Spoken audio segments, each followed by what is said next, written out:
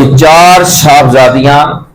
ہمارے پیارے پاک محبوب علیہ الصلوۃ والسلام کو رب کائنات نے عطا فرمائی۔ ان میں سے سیدہ بی بی رقیہ رضی اللہ تعالیٰ عنہ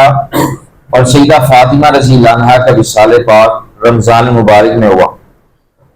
سیدہ بی بی رقیہ رضی اللہ عنہ کے وصال پاک کے بعد 3 ہجری میں حضور پاک صلی اللہ علیہ وآلہ وسلم نے اپنی ایک اور شہزادی سیدہ ام کلثوم رضی اللہ تعالیٰ عنہ کا نکاح امیر المومنین سیدنا عثمان غنی رضی اللہ عنہ سے فرمایا۔ 9 ہجری میں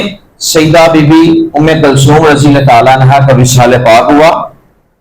اور حضور پاک صلی اللہ علیہ وآلہ وسلم کی اس شہزادی کو یہ اعزاز حاصل ہوا کہ ان کے بابا جان محمد مصطفیٰ صلی اللہ علیہ وآلہ وسلم نے خود ان کی نماز جنازہ پڑھائی